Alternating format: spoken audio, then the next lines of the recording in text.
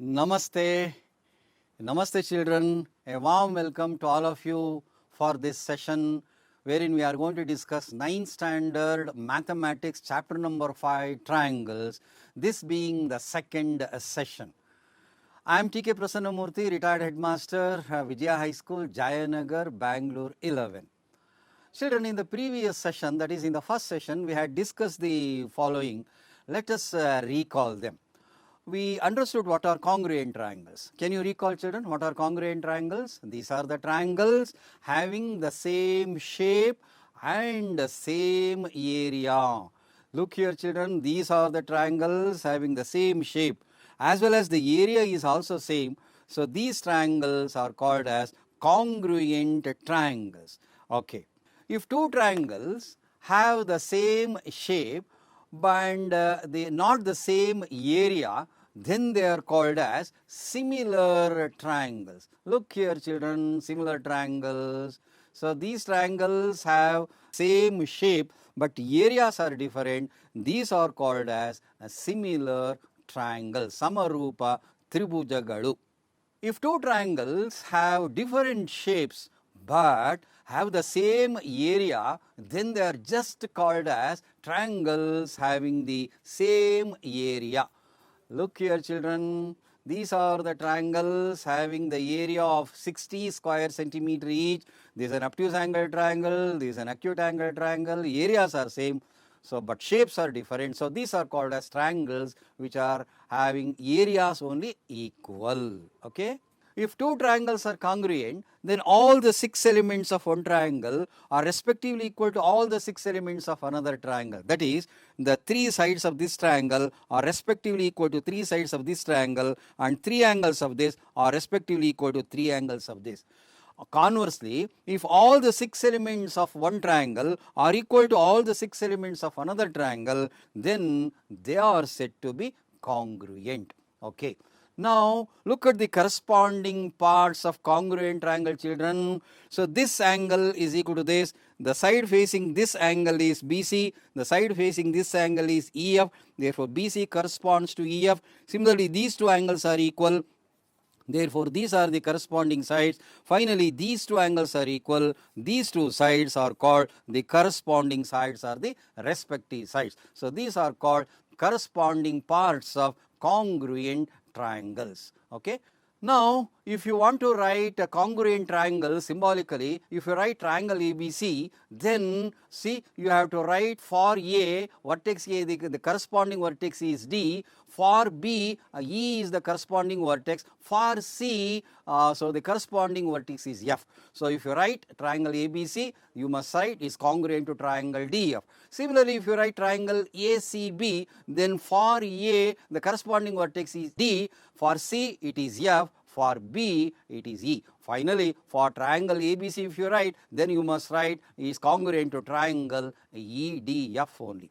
Can you do a small activity, children? Can you fill up these blanks? Okay, totally there are 6 possible ways of writing this. So, you take this as an activity and practice. Now, a triangle has 6 elements, namely 3 sides and 3 angles. To construct a triangle, the least number of elements required is 3. Okay. Now, to give just a small analogy, to pass in an examination, you must take at least 35% of 80, which is 28 marks. So, if one element is given, say a side or an angle, or 2 elements are given, 2 sides, or one side one angle, or 2 angles are given, it is not possible to construct a triangle. So, to construct a triangle, the least number of elements required is always 3 only. Now, the following are the only combinations of sides and angles by which we can construct a triangle. The number 1 is SAS, that is 2 sides and an angle. The second one is ASA, that is 2 angles and a side. The third one is SSS, and the fourth combination is right angle, hypotenuse and a side. So, these are the only 4 combinations of sides and angles by which we can construct a triangle. Okay. If measurements of 3 angles are given, Can you construct a triangle, children? Is it possible without the help of the side? So definitely not. So we do not have AAA in the list of SAS, ASA, SSS and RHS. Other than SAS, AS, SSS and RHS, these four combinations, is there any other combinations of sides angle, children, by which we can construct a triangle? Can you think for a while? Definitely the answer is no.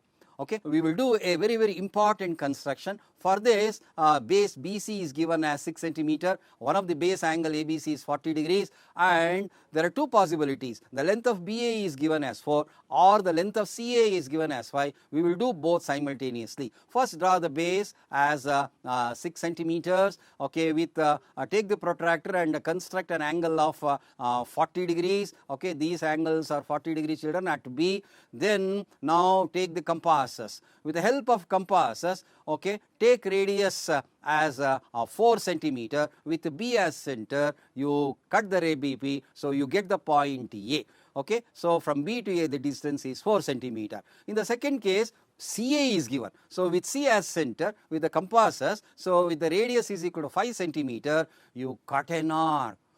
Oh, it is cutting at two distinct points. What shall we do, children, now?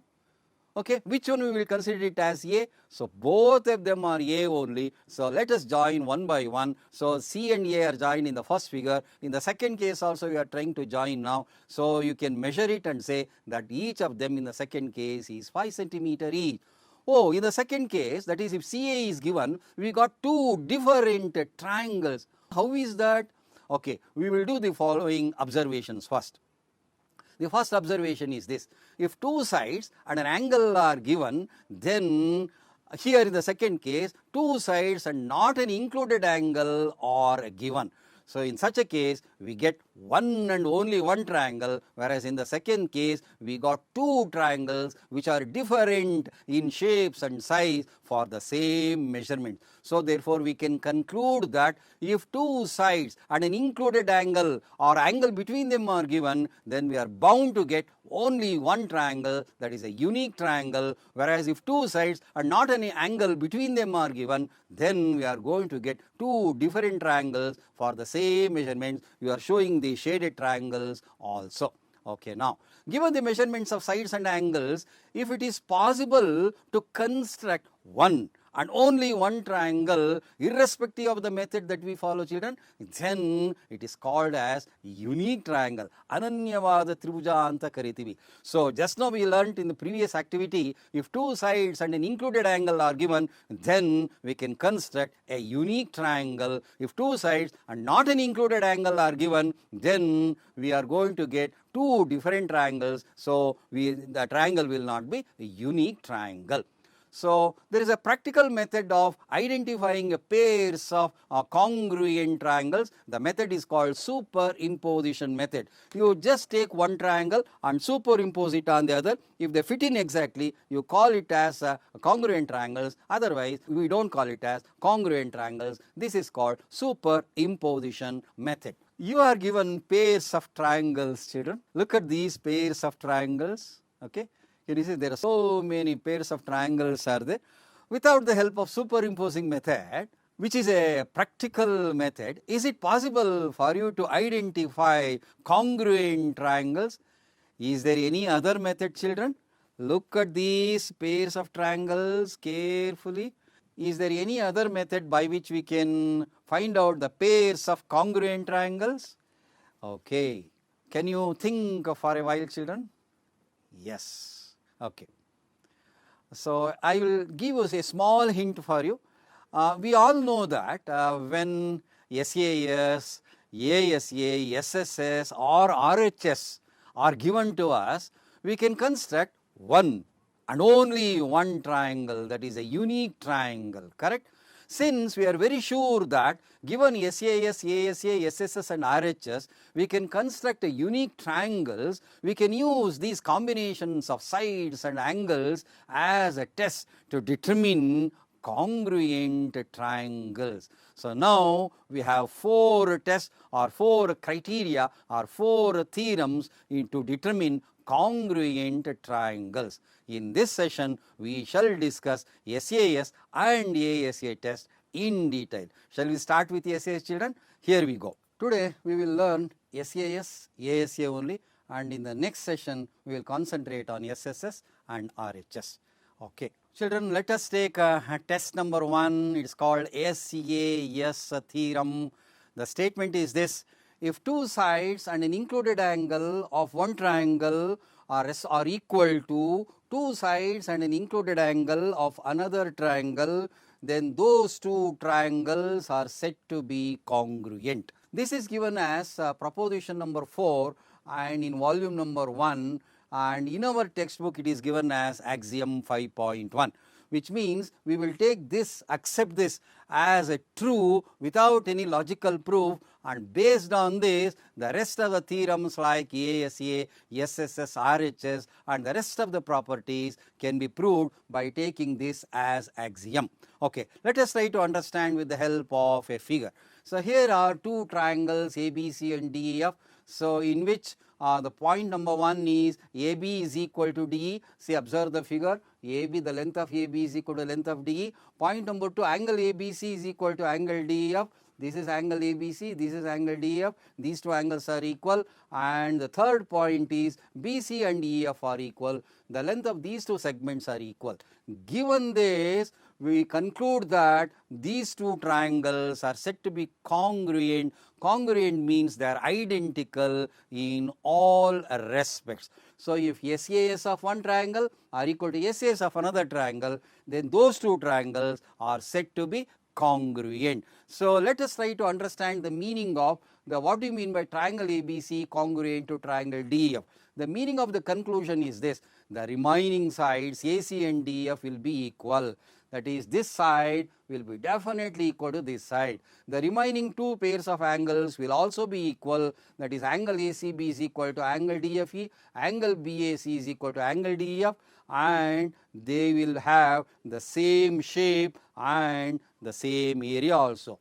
So we conclude that if three elements, that is, if two sides and an angle between them are equal to two sides and an angle between another triangle, then those two triangles will be congruent, which means that the remaining side and the remaining angles will be always equal. In other words, they will have the same shape and the same area. So having understood SAS, let us try to understand some of the applications of SAS. Here is a line segment AB. So here is another straight line XY which is perpendicular to AB. So XY is perpendicular to AB and AO is also equal to OB.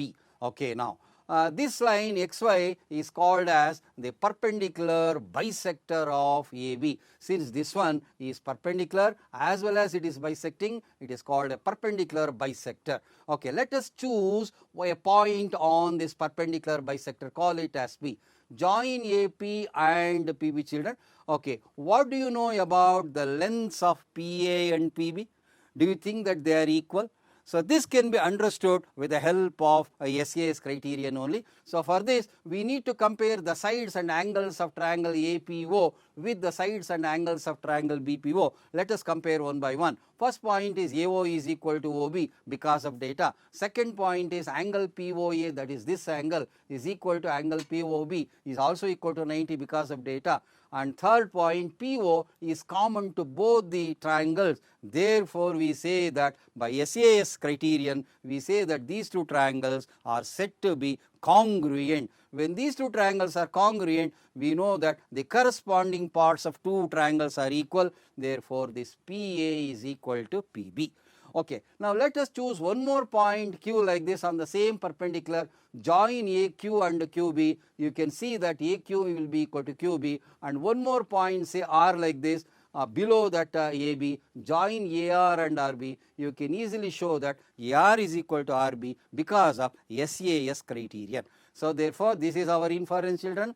The set of points on the perpendicular bisector of a line segment will be equidistant from the end points of the line segment. This is the inference. This all because of SAS criterion. Can you draw a parallelogram like this, children? With AB parallel to DC and AD parallel to BC, draw one diagonal AC, another diagonal also. Let them intersect at O, and we know that the vertically opposite angles are always equal. So, these are called as vertically opposite angles. We also know that the diagonals bisect each other. So, therefore, AO is equal to OB and DO is equal to OB. Okay. Now, which are the corresponding vertices? For A, the corresponding vertice is C. So, this corresponds to this, and for B, which is the corresponding vertices? D is the corresponding vertices. Now, can you identify the pairs of congruent triangles in this, children? Can you see any pairs of congruent triangles with the help of SAS? Yes. The first one is this triangle AOB is congruent to triangle COD, and this triangle AOD is congruent to triangle COB. It's all because of SAS criterion. We will take one more example. So, here is a triangle, scalene triangle ABC, in which D and E are the midpoints of AB and AC. Also, we have joined C and F. Now, here the vertically opposite angles are equal. Even DE is equal to EF. Can you identify the pairs of triangle, children? Okay, here is just one pair of triangles are there, namely triangle AED is congruent to triangle CEF. It's all because of SAS criterion. Okay, yes.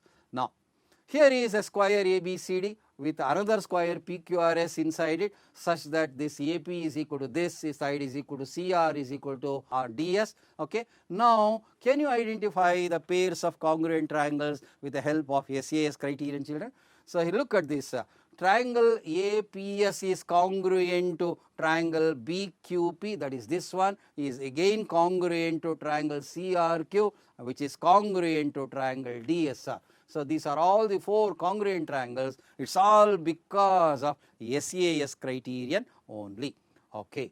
Now, we will think of some worked examples and the exercise textbooks and the exercise problems given in our textbook. Okay. So, here is the worked example number 1, in which in this figure AO is equal to OB and DO is equal to OC. Okay. We need to prove that triangle AOD and these two triangles are congruent.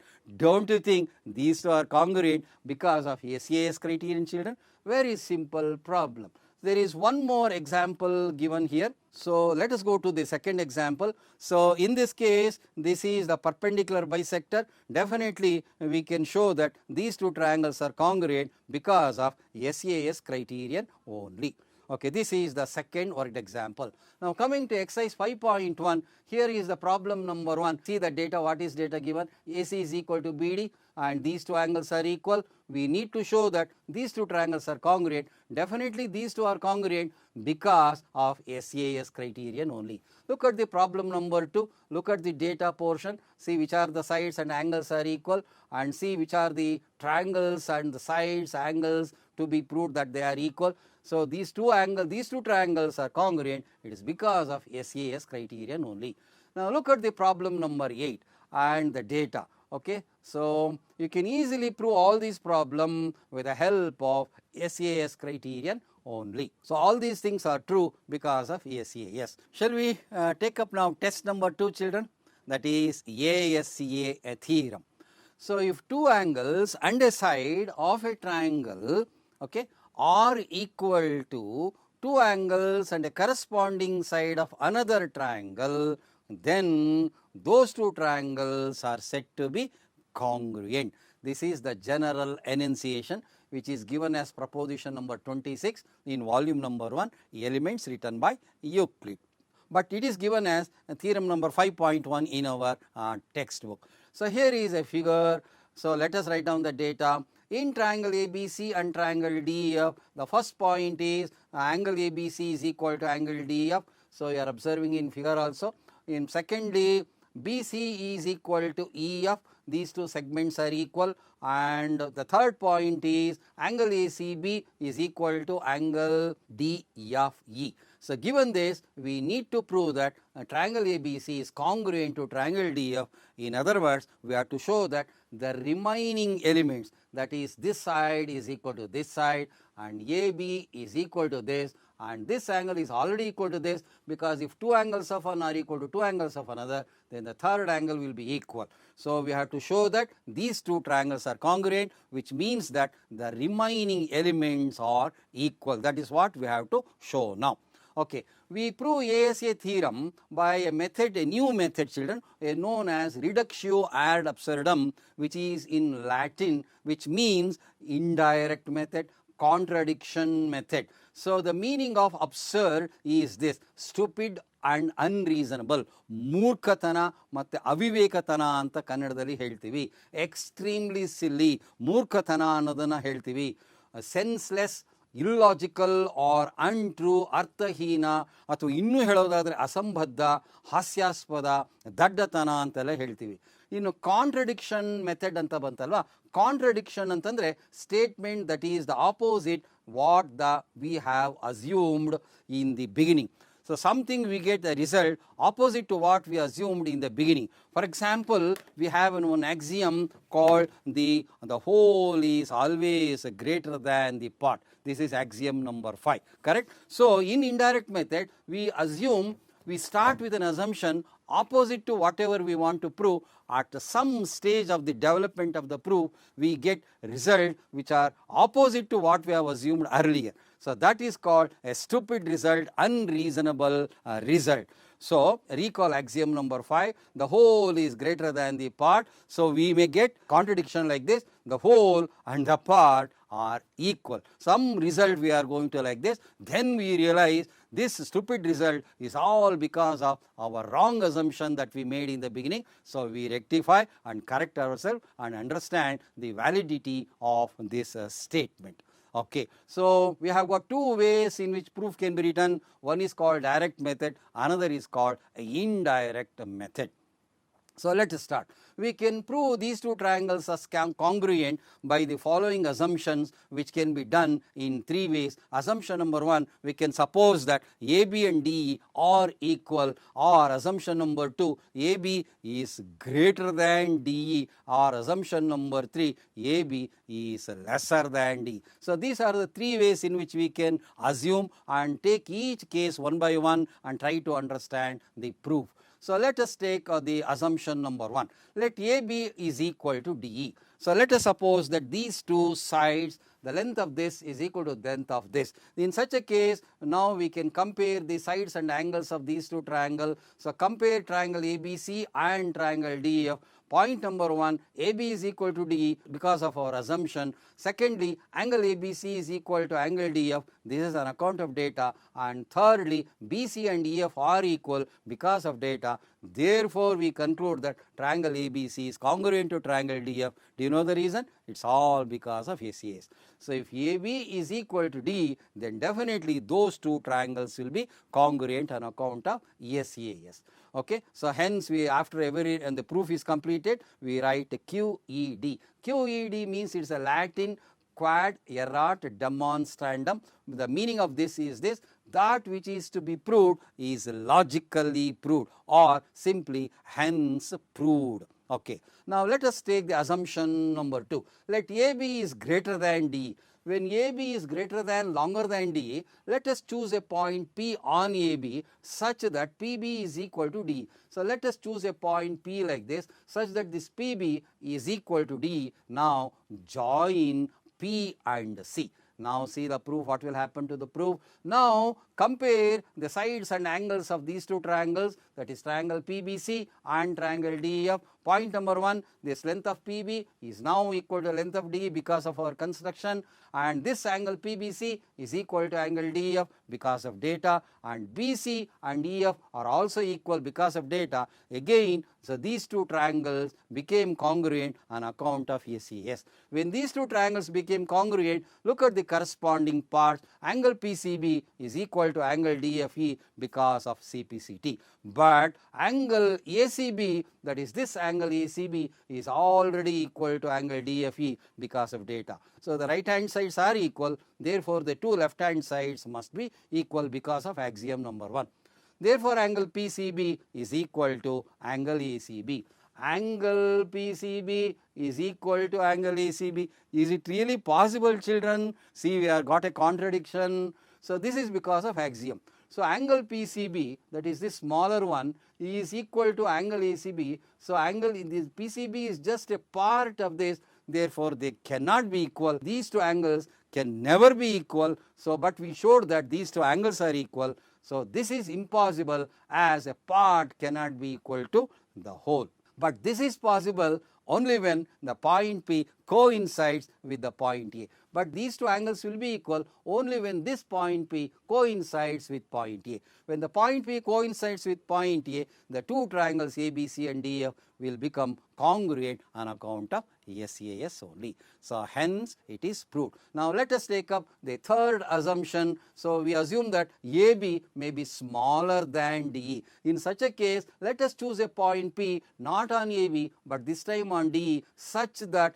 PE is equal to AB. So here is a point P such that PE is equal to AB, then join P and F. Okay, once we join, we got two triangles now. Let us compare them. Okay, now compare the angles and sides of triangle ABC with the angles and sides of triangle PF. The first point AB is equal to PE. So this side is equal to this side because of our construction. Secondly, angle ABC is already equal to angle PEF because of data. And third one, BC and EF are also equal because of data. Therefore, we conclude by SAS, these two triangles became congruent. When they became congruent, again the corresponding parts are equal. That is, angle ACB is equal to angle PFE. But angle ACB is already equal to angle DFE because of data. So observe the left hand sides, they are equal. Therefore, by axiom number 1, the two right hand sides must be equal. Therefore, we write angle PFE is equal to angle DFE. Children, look here, angle PFE means this small angle is equal to angle DFE. Can anytime a part can be equal to the whole? It is impossible. So this is impossible, as a part cannot be equal to whole. That is, axiom number 5 states that the whole is always greater than the part. So this is the kind of contradiction we got. So this is all because of our wrong assumption that we have made in the beginning, that this AB is smaller than DE. So but this is possible only when the point P coincides with the point D.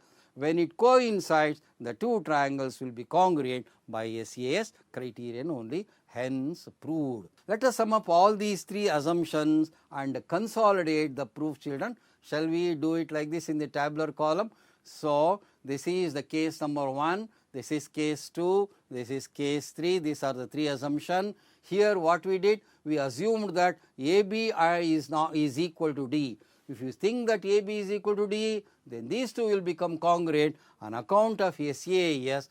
And here we assume that AB is greater than D, and here we assume that AB is lesser than D, and we got a contradiction that the whole is and part are equal. So definitely AB cannot be greater than D and AB cannot be lesser than D. The only possibility is AB has to be equal to D. When AB is equal to D, those two triangles will become congruent on account of SAS only. Hence, this is the proof, indirect way of proving this. Okay. Now, let us try to understand some worked examples and exercise questions in this forum. So it has only one worked example, children. So look here. So what is the data? These two lines are parallel and AO is equal to OD. We have to show that those two triangles are congruent. Don't you think here when lines are parallel, alternate angles are equal? By ASA, you can easily show that those two triangles are congruent. Now, coming to the exercise part 5.1,